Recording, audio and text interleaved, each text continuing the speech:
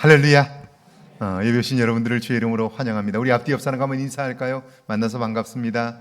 오늘 하루도 수고 많으셨습니다. 네, 한번 진심을 담아서 한번 해보시죠. 네, 진심을 담아서 한번. 네, 오늘 하루도 수고 많으셨습니다. 네, 여러분 제가 반복해서 자꾸 말씀드리는 건데요. 여러분이 사는 세상이란 분명 넓고 큰 세상이죠. 대륙으로 말하면 아시아 대륙만 있는 게 아니라 여기 북미 대륙, 아프리카 대륙, 유럽 굉장히 크지요. 그러나 여러분이 사는 세상이란 그렇게 크고 넓지만 그러나 우리의 삶을 중심으로 놓고 보면 우리가 사는 세상은 그렇게 넓고 크지 않아요. 우리가 사는 세상은 우리 집, 직장, 교회 이게 전부예요. 그러니까 우리가 사는 세상이란 아무리 넓어도 결국 집과 교회와 직장 이게 전부이거든요. 그러면 여기서 만나는 사람이 내가 사는 세상의 전부인 거예요. 근데 어떤 사람들은 뭐라고 생각하냐면 여기서 만나는 사람들과는 잘 못 지내면서 나에게 새로운 세상이 있을 거라고 생각하는 사람들이 있어요. 어리석은 사람들이에요. 결국 이 세 영역에서 만나는 사람이 내가 사는 세상의 전부예요. 그러니까 그들과 잘 지내지 못하면 내가 사는 세상은 행복할 수가 없는 거예요. 그러니까 언제 새로운 날이 옵니까? 내가 언제 새 날을 살 수 있습니까? 라고 묻는 질문에 대하여 이렇게 대답할 수 있어요. 저를 한번 따라해 보시겠어요? 내 곁에 있는 사람이 가장 예뻐 보일 때 새 날은 옵니다. 틀림없어요. 지금 내 곁에 있는 사람이 가장 예뻐 보일 때, 가장 아름답게 느껴질 때 그때 내 삶에 새 날이 오는 거예요. 이걸 느끼지 못하고 옆에 있는 사람과 왼수로 살면서 새 날이 온다, 무슨 은혜를 경험했고 구원을 경험한다, 불가능한 일이죠. 그러니까 여러분, 하루를 살면서 내가 오늘 내 곁에 있는 사람과 잘 지냈는지를 돌아볼 수 있으면 좋겠습니다. 2020년 작년이죠. 작년 1월 26일 미국 프로농구의 전설인 코비 브라이언트라고 하는 선수가 헬기 추락 사고를 당했습니다. 그의 13살 딸이 시합이 있다고 해서 그의 경기를 봐주러 딸과 함께 급히 헬기를 타고 가다가 헬기가 추락하는 바람에 결국 사망하고 말았습니다. 그의 장례식에서 프로농구의 또 다른 전설 마이클 조던이 조사, 그 코비 브라이언트의 죽음을 애도하면서 조사를 했는데요. 제가 그 조사를 처음부터 끝까지 장례식을 제가 다 보면서 그의 조사를 듣다가 마치 그의 조사가 설교 같다는 느낌이 들었어요. 그러니까 한편에 잘 준비된 설교 같았어요. 그래서 너무너무 큰 감동을 받았어요. 그의 조사를 다 듣고 나서 제 안에 3가지의 질문이 들었어요. 그는 그 조사를 하면서 펑펑 울어요.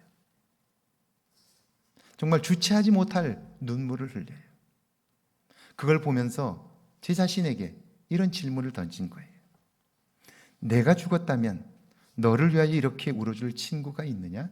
첫 번째 질문이었어요. 두 번째는요, 이 마이클 조던이 코비 브라이언트와의 과거의 추억들을 회상하면서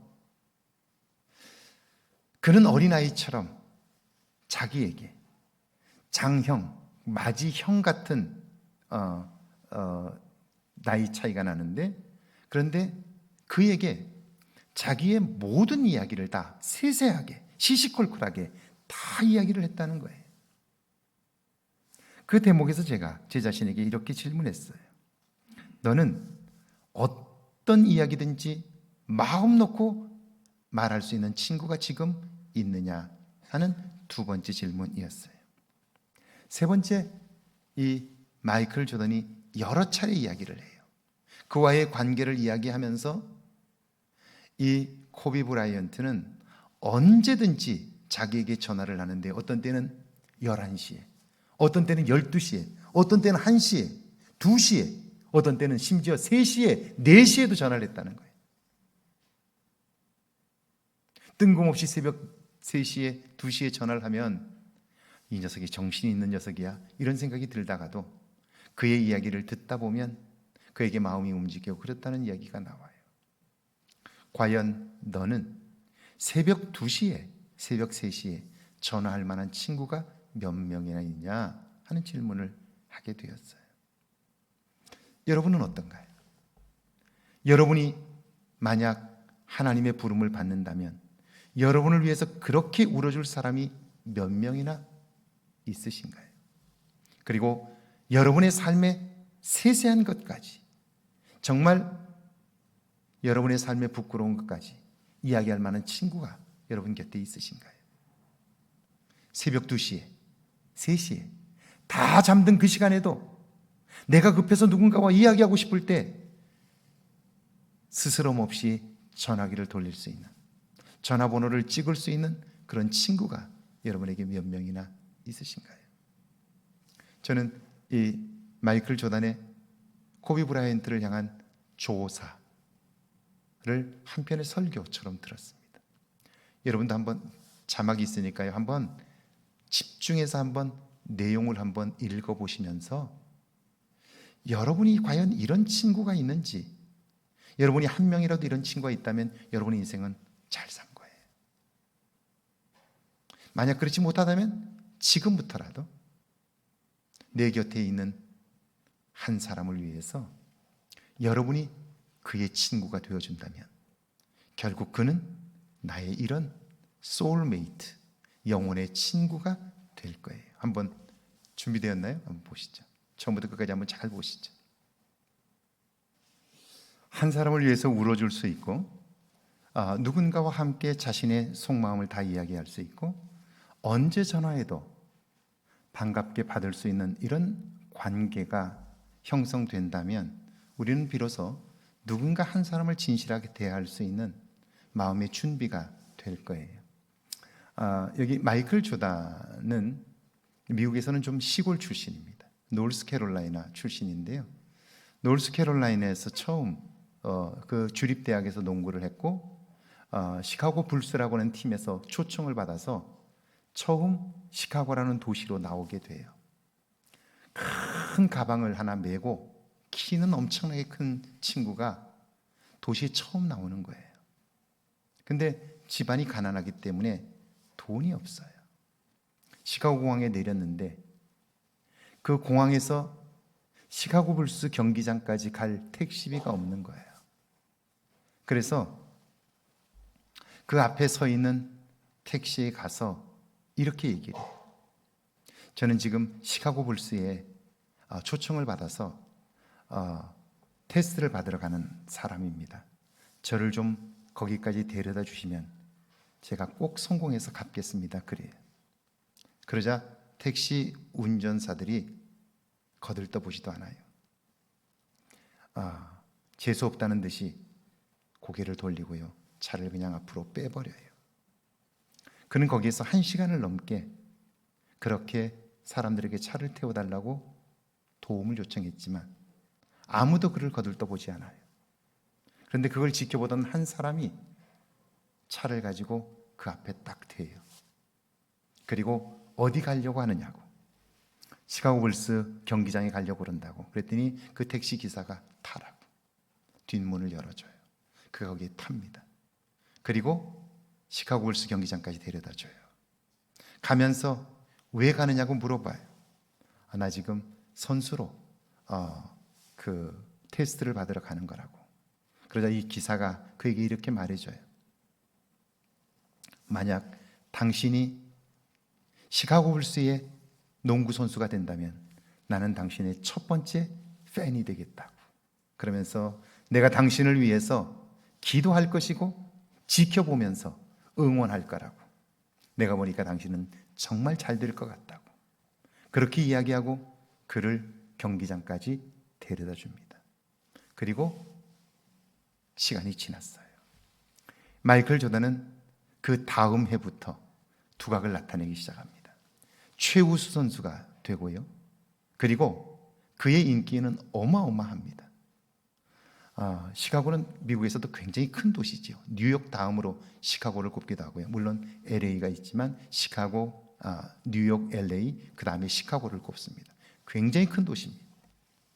그런데 그 시카고의 그 경제를 움직이는 한 사람을 꼽는다면 마이클 조단을 꼽을 정도로, 그는 농구 선수가 아니라 한 사람의 기업가라고, 거대한 기업가라고 말할 정도로 그는 어마어마한 성공을 거둡니다.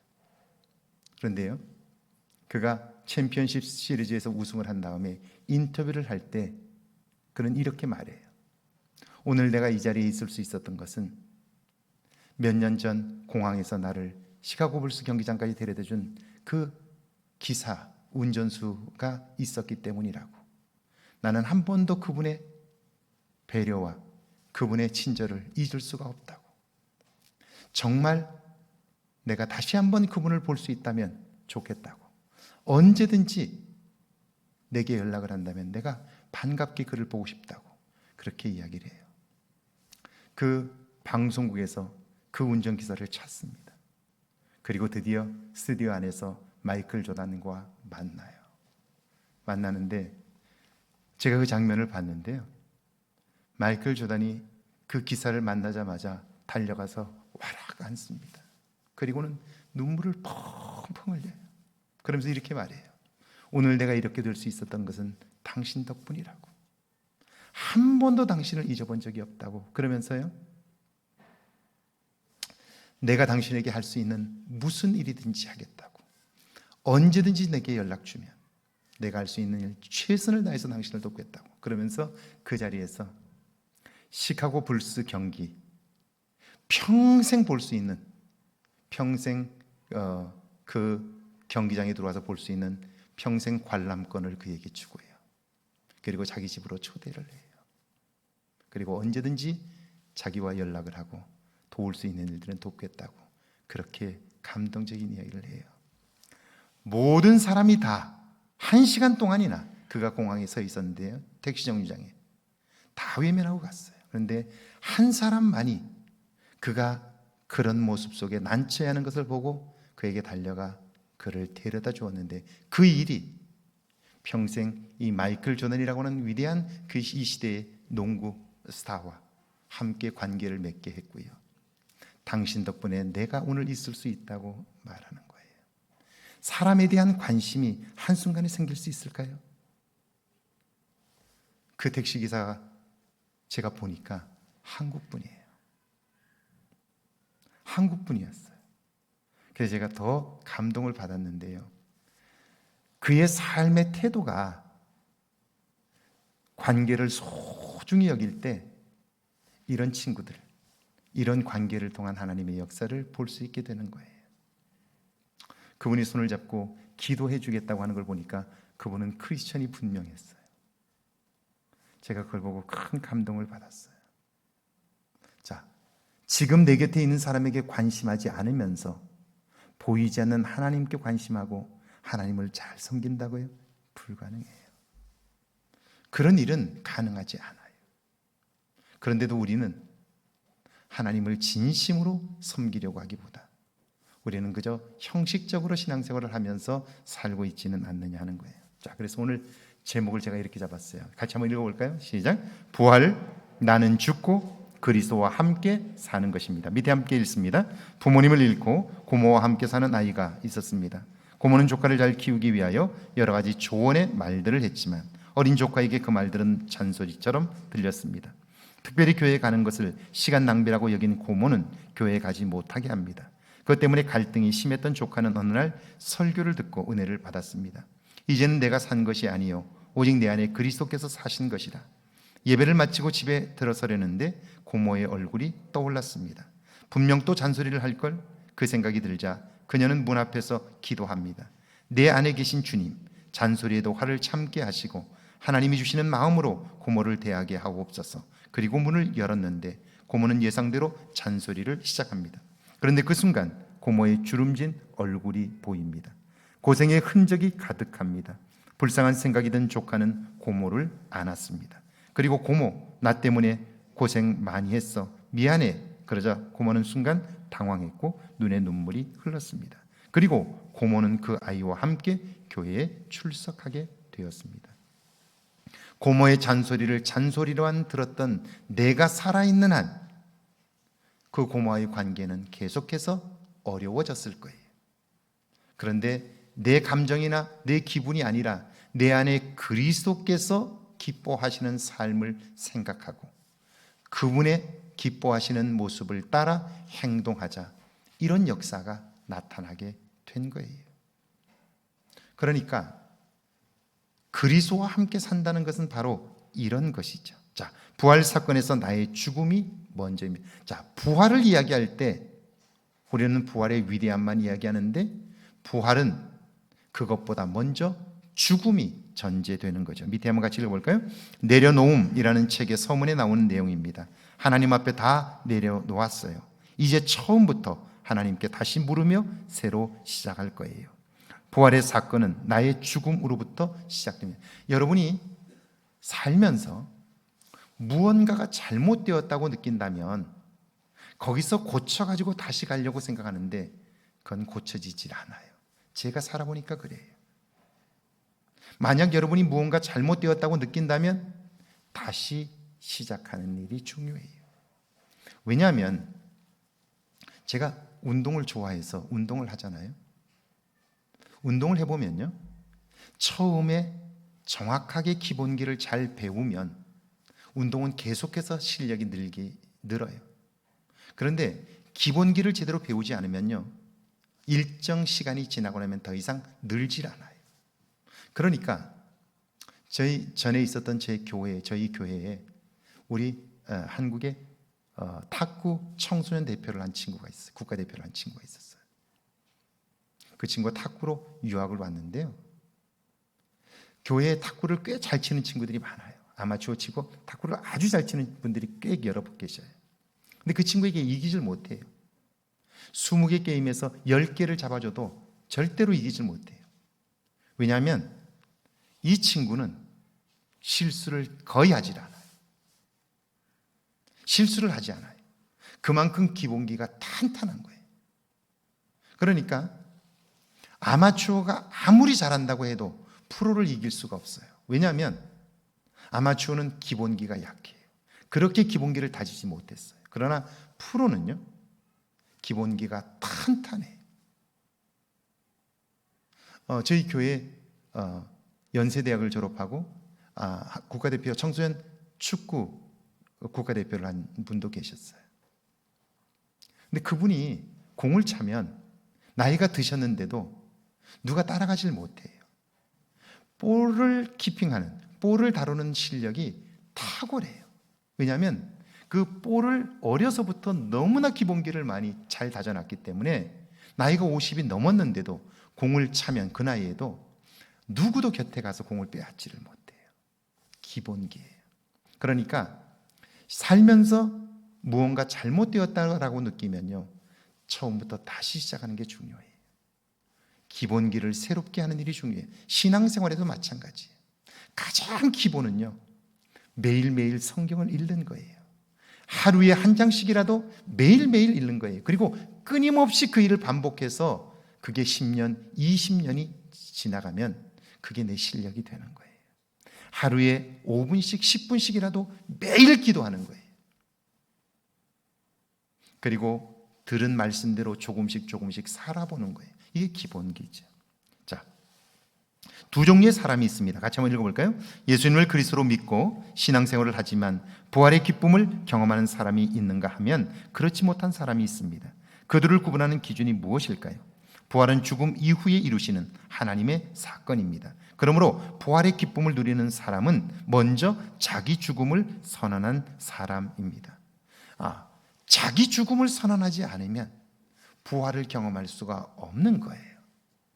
그러니까 오늘 우리가 신앙의 능력, 부활의 능력을 경험하지 못하는 것은 내가 여전히 살아있기 때문이에요. 나 자신의 판단과 나 자신의 생각을 쫓아 사는 삶에서 벗어나질 못하기 때문이에요. 누가복음 5장에 보면요, 예수님께서 많은 무리들에게 말씀을 가르치셨어요. 복음을 전하셨어요. 그때 마침 갈릴리 바다에 고기를 잡으러 나갔던 배들이 들어왔어요. 그리고 그 배에 고기를 밤새도록 잡았던 사람들이 그물을 정리하고 이제 집으로 들어가려고 하는 거예요. 그때 예수님께서 그 배에 오르셔서 그 그물을 정리하는 젊은 청년들에게 이렇게 물어요. 무엇을 좀 잡았습니까? 그러자 그들이 말합니다. 우리가 밤이 새도록 수고하였으되 잡은 것이 없습니다. 그래요. 그러자 예수님께서 깊은 데로 가서 그물을 내리라, 그렇게 말씀해요. 여러분, 이 말은 기본적으로 맞지를 않아요. 뭐가 맞지 않냐면, 여러분, 조언을 할 때 누가 누구에게 조언할까요? 실력이 있는 사람이 실력 없는 사람에게 조언하는 거예요. 전문가가 비전문가에게 조언을 하는 거예요. 그런데 지금 여기 있는 이 베드로는 어려서부터 고기를 갈릴리 호수에서 잡은 친구예요. 그러니까 적어도 20년 정도 거기에서 잔뼈가 굵은 사람이라고요. 그런데 예수님은 목수 출신이에요. 고기를 잡아본 적이 없는 거예요. 20년을 고기를 잡은 사람에게 한 번도 고기를 잡아본 적이 없는 사람이 조언을 하는 거예요. 깊은 데로 가서 그물을 내리라, 그렇게 얘기를 하는 거예요. 말이 안 되는 거예요. 그뿐 아니라 기본적으로 상식적으로 이 베드로는 알고 있어요. 고기는 물이 좀 따뜻한 곳에 있어요. 그러면 해가 지면 물이 차가워지기 때문에 깊은 데로 들어가요. 그래야 물이 따뜻하죠. 근데 해가 뜨면 어때요? 얕은 데가 물이 빨리 더워져요. 그러니까 물가로 나오는 거예요. 그럼 지금이 아침이니까 고기는 물 바깥으로, 물 주변으로 오는 거죠. 깊은 데로 가면 고기가 없는 거예요. 그런데 예수님께서 깊은 데로 가서 그물을 내리라고 그래요. 내 생각과 경험에 의하면 말이 안 되는 거예요. 상식에 맞지 않아요. 그런데 베드로는 이렇게 말해요. 내가 밤이 새도록 수고하였지만 아무것도 잡지 못했습니다. 그런데 당신이 그렇게 말씀하시니 말씀에 의지하여 그물을 내려보겠습니다. 그렇게 이야기를 해요. 그리고 나가 그물을 내렸더니 내 생각과는 완전히 다르게 그물이 찢어질 정도로 잡혔어요. 자, 만약 베드로가 말이 되는 소리를 해야지. 지금 이 아침에 고기들이 다 바깥으로 나오는데 깊은 데 간다고 무슨 고기가 있어? 말이 되는 소리를 해야지. 그리고 당신이 고기를 잡아본 적이 있냐고. 고기도 잡아본 적이 없는 사람에게 20년 넘게 이 분야의 전문가인 나에게 조언을 한다니 말이 되냐고. 무시하고 갔더라면 결국 이런 기적을 경험할 수 없었을 거예요. 신앙생활을 하면서 왜 우리가 주님은 능력이 많으시고 살아계시고 우리와 함께 하신다고 고백은 하는데 왜 그분의 능력을 경험하지 못할까요? 우리 판단이 앞서기 때문은 아니냐는 거예요. 내가 여전히 죽지 않았기 때문은 아니냐 하는 거죠. 2번입니다. 나는 죽고 예수님이 내 안에 사십니다. 함께 읽습니다. 부활절을 수십 번 맞이했다 하더라도 나의 죽음을 고백하지 못한다면 부활의 삶은 없습니다. 내 생각이 죽고 내 고집이 죽고 내 욕망이 죽고 그 대신 예수님의 생각이 살고 예수님의 방법이 살고 예수님의 뜻이 사는 것, 이것이 부활입니다. 이것이 부활이에요. 자, 가만히 한번 우리의 삶을 돌이켜보세요. 저도 결혼하기 전에 제 나름대로 배우자에 대한 기준이 있었어요. 적어도 내가 결혼한다면 이런 사람하고 결혼할 거다. 이런 기준을 가진 사람, 이런 사람, 적어도 제가 이런 기준을 가지고 있었어요. 그런데 생각해 보세요. 가진 것은 아무것도 없는 신학생이었어요.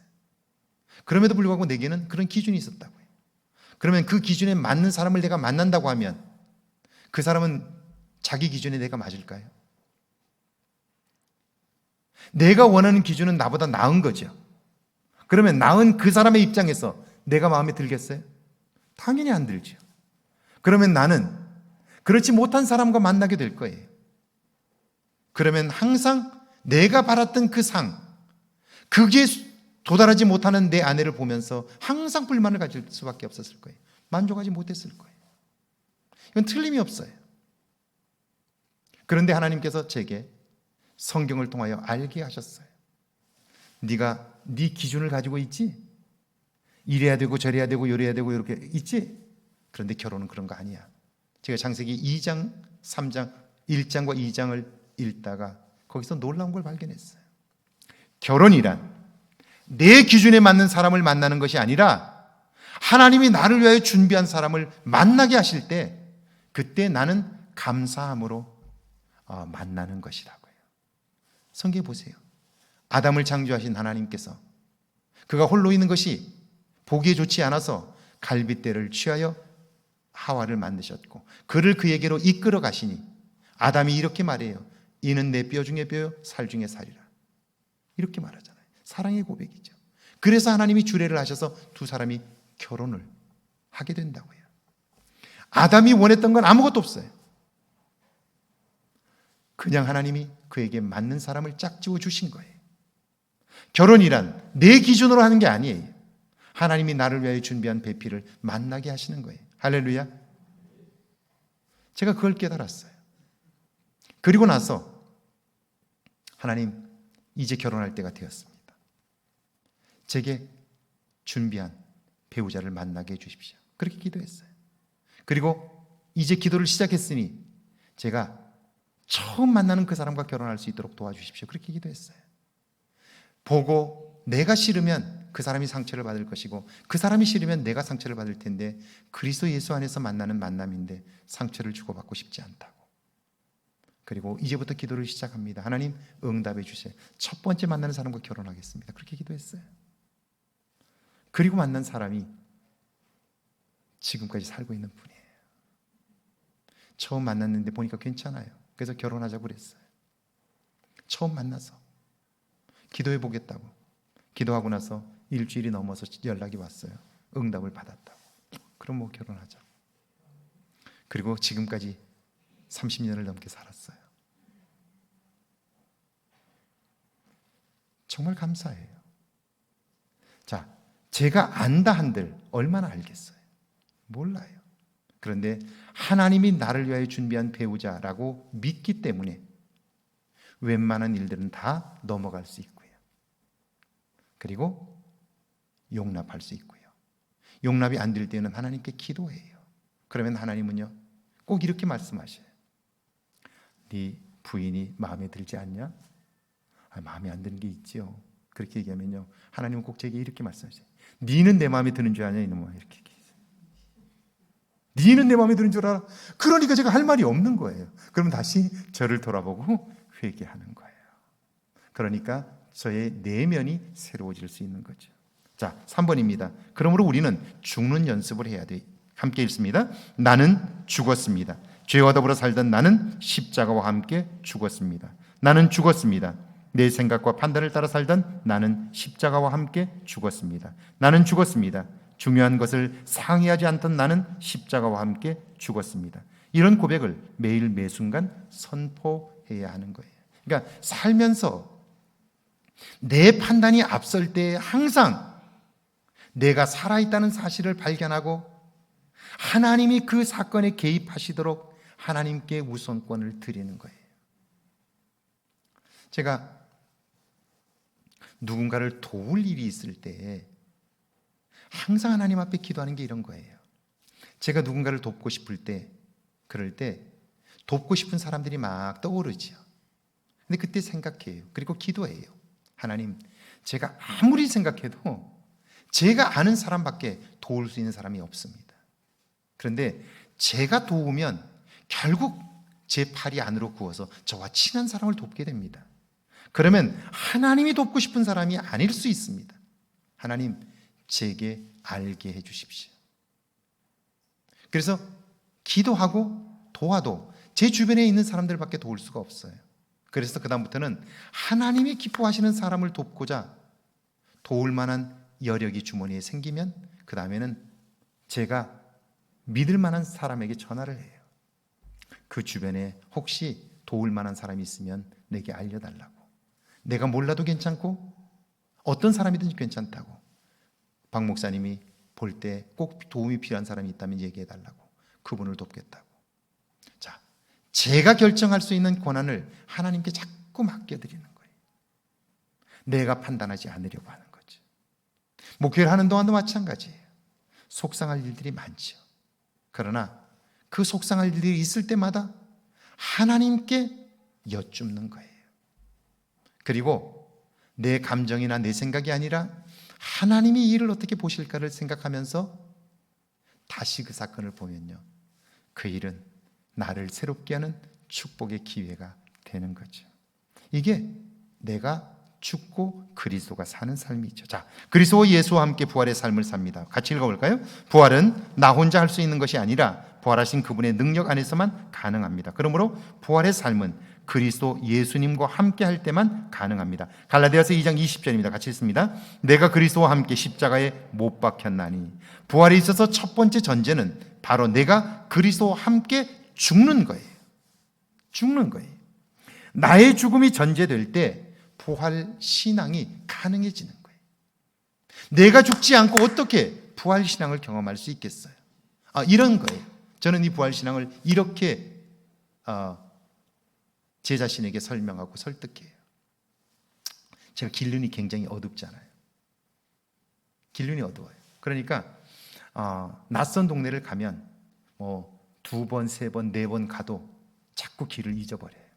길이 늘 새로워요. 그래서 저희 아이들은 차 뒤에 타면 제가 벌써 1바퀴, 2바퀴 돌면 아빠 처음에는 여기 왔던 데 같은데, 그러면 제가 처음에는 아니라고, 지금 처음 가는 거라고 그렇게 얘기해줘요. 근데 아이들이 이미 벌써 알아요. 그래서 아빠 여기 처음 보는데 그렇게 얘기 안 하고요, 아빠 또 헤맸어 이렇게 얘기해요. 헤매요. 그러니까 신기한 게 가서 낯선 동네 가서 1바퀴를 딱 돌아가고 딱 나오면 분명히 이쪽으로 가야 고속도로가 나올 것 같아요, 제 생각에. 근데 나와서 딱 보면 고속도로가 표지판이 이쪽으로 돼 있어요. 처음에는 제 생각을 믿고 갔다가 고속도로하고 반대편으로 엄청나게 가가지고 고속도로가 안 나와서 고생했던 때가 많이 있어요. 그 다음부터는 아예 이렇게 생각해요. 너는 항상 틀리니까 나는 이제 표지판대로만 갈 거야. 분명히 이쪽으로 가야 될 것 같아. 근데 표지판이 이쪽으로 돼 있으면요, 저는 제 생각을 과감하게 포기해요. 그리고 표지판대로 가요. 가면 틀림없이 고속도로가 나와요. 여러분의 인생 초보잖아요. 여러분 인생 초보잖아요. 그러면 표지판을 보고 사시겠어요? 아니면 여러분의 생각을 쫓아 사시겠어요? 아이고 목사님, 내가 인생을 그래도 60년을 넘게 살았는데, 70년을 넘게 살았는데, 그거는 70 이전까지의 삶이고요. 그 이후의 삶은 한 번도 안 살아봤잖아요. 경험이 중요하지만 경험으로 미래를 살 수 있다면 미래에 성공하지 않을 사람이 어디 있겠어요? 지금까지 살아왔던 경험은 작은 도움은 될 수 있을지 모르지만 미래에 결정적 도움은 되지 못해요. 그렇다면 내가 모른다고 인정하고 모든 것을 아시는 분에게 맡기는 것이 낫지 않느냐 하는 거예요. 이것이 나의 죽음이죠. 2번입니다. 그런즉 이제는 내가 사는 것이 아니요 오직 내 안에 그리스도께서 사시는 것이라. 내가 주인 되어 살던 삶을 청산할 때 그리스도가 내 삶의 주인이 되어 살게 될 때 새 삶을 경험하게 되죠. 부활의 삶을 경험하게 되는 거예요. 그분의 주인 되어 나를 다스리게 되는 거죠. 자, 보세요. 이렇게 내 안에 그리스도가 살면 내 삶에 나타나는 모든 사건들을 그리스도의 눈으로 해석하게 돼요. 사도행전 16장에 보면요, 사도 바울이 전도 여행을 하게 돼요. 1차 전도 여행 때 세운 교회들을 돌아보고, 그리고 성도들을 다시 한번 격려하고 힘을 주고, 그렇게 하려고 소아시아 지역을 전도 여행을 떠나요. 얼마나 많이 기도했겠어요. 준비도 많이 했지만 매 순간 가면서 얼마나 많은 기도를 했겠어요. 당시로서는 굉장히 위험한 여행이었으니까요. 생명을 살리기 위해서도, 자기 목숨을 지키기 위해서도 기도를 정말 많이 했을 거예요. 그런데 가는 데마다 일이 어그러지는 거예요. 당시로 말하면 차가 있는 것도 아니고, 그러니까 배가 있는 것도 아니고 전기 여객선이 있는 것도 아니니까 배는 상선들을 타고 옮겨야 되는데, 배가 어떤 때 정확하게 잘 맞으면 탁탁 연결이 되지만 안 되면 한 달씩 항구에 묶여 있어야 된다고요. 언제 배가 올지도 몰라요. 그런데 계획한 대로 일이 하나도 안 되는 거예요. 자, 여러분이 계획한 대로 일이 되지 않으면 어때요? 하나님께 불평하지 않나요? 내가 잘 먹고 살려고 그러는 것도 아니고 하나님을 위한 일인데, 하나님을 위해 떠난 길인데, 이 고생하면서 내가 지금 이 일을 하고 있는데 하나님이 왜 자꾸 나의 길을 막으시냐고 이렇게 짜증내지 않을까요?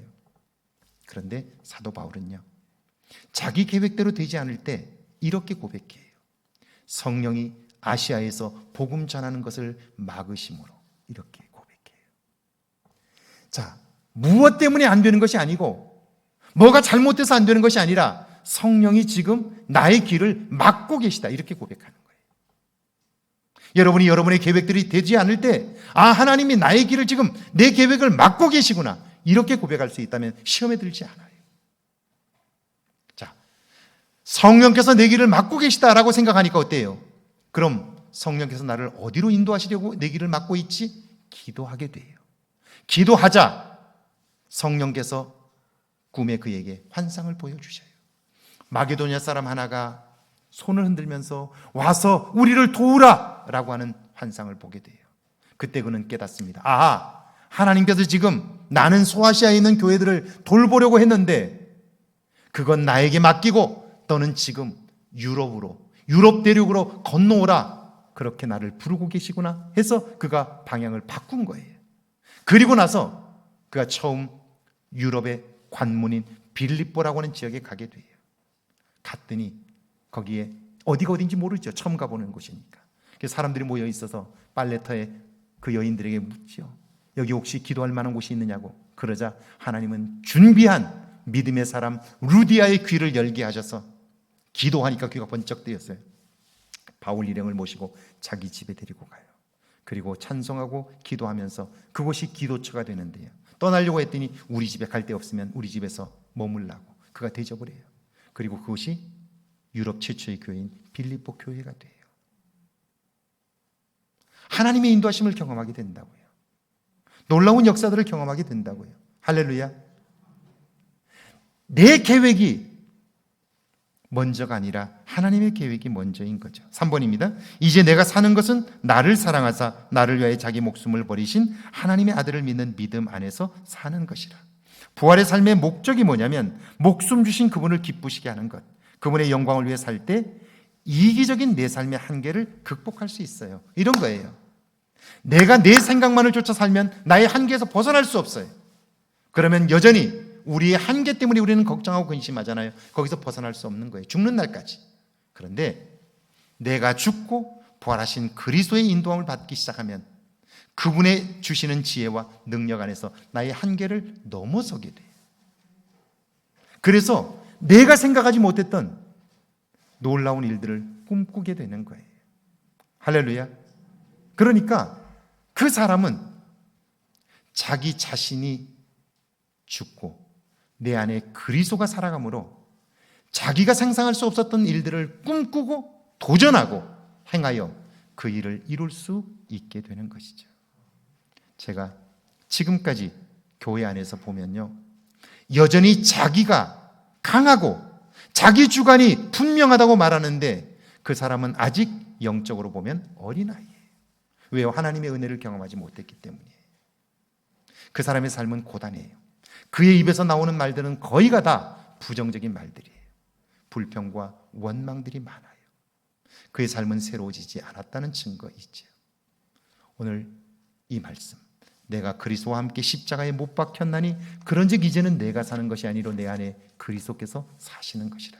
이제 내가 육체 가운데 사는 것은 나를 사랑하사 나를 위하여 자기 몸을 버리신 그리스도 예수를 믿는 믿음 안에서 사는 것이라. 할렐루야. 이 믿음의 역사가 여러분에게 있기를 주의 이름으로 축원합니다. 같이 한번 기도할까요?